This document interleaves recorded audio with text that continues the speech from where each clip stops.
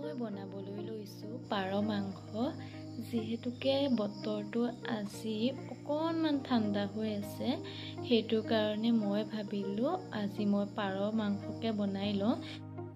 মই মাংসখিনি ধুনীয়াকৈ ধুই ল'লোঁ। ধুই লোৱাৰ পাছত মই এতিয়া এফালে লৈছোঁ কেপচিকাম, বিলাহী, আলু, পিঁয়াজ আৰু নহৰু। এইখিনি ধুনীয়াকৈ কাটি ল'ম। মই এইখিনি বাকলি গুচাই ধুনীয়াকৈ ধুই ল'লোঁ। ধুই লোৱাৰ পাছত মই এতিয়া মিহি মিহিকৈ কাটি ল'ম। এতিয়া মই গোটেইখিনি ধুনীয়াকৈ কাটি কৰি ল'লোঁ।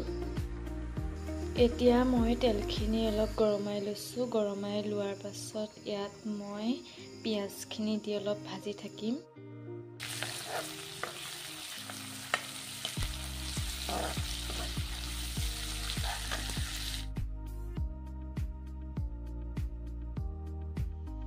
এতিয়া মই মাংসখিনি ভালদৰে লৰাই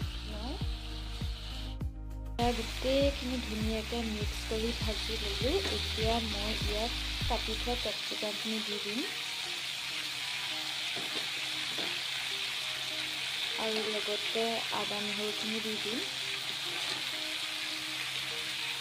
আৰু দি এতিয়া মই ধুনীয়াকৈ লৰাই থাকিম। এয়া মই ধুনীয়াকৈ ভাজি লৈছোঁ। ভাজি অলপমান ফ্ৰাই কৰি লৈছোঁ। অলপ গ্ৰেভি টাইপত বনাম আৰু যেতিয়া মাংস বনোৱা হয় তেতিয়া মাংসৰ গোন্ধটো বহুত ভাল লাগে আৰু নিজে বনাইছোঁ যিহেতুকে আৰুতো গোন্ধটো ভাল লাগিবই। মাংস খাই বাৰু কোনে কোনে ভাল পায়, বিশেষকৈ পাৰ মাংস খাই কোনে কোনে ভাল পায়। যদি কোনোবাই ভাল পায় তেনেহ'লে মই দিয়া ভিডিঅ'টোত এটা কমেণ্ট কৰি দিব।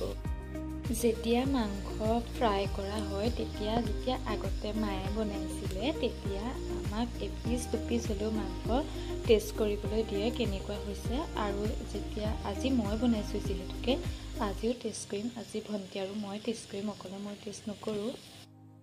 এয়া মই ধুনীয়াকৈ বনাই আছোঁ। মই বাৰু মাংস বনোৱা দেখি কাৰোবাৰ খাওঁ খাওঁ লাগিছে নেকি? যদি লাগিছে মোক কমেণ্ট কৰি জনাব দেই। এয়া মোৰ আজি পাৰ মাংস হৈ গ'ল আৰু মাংসখিনিতো হ'লেই। অকলতো মই মাংসখিনি দেখাব নোৱাৰোঁ। মায়ে যেতিয়া মোক ভাত দিব তেতিয়া মই ভাতৰ কাঁহীখনৰ সৈতে আপোনালোকক ধুনীয়াকৈ ভিডিঅ'টো দেখাই যাম। আজিৰ ভিডিঅ' ইমানেই আছিলে। যদি ভিডিঅ'টো চাই ভাল পায় তেনেহ'লে মোৰ চেনেলটো ছাবস্ক্ৰাইব কৰি দিবলৈ নাপাহৰিব। ধন্যবাদ।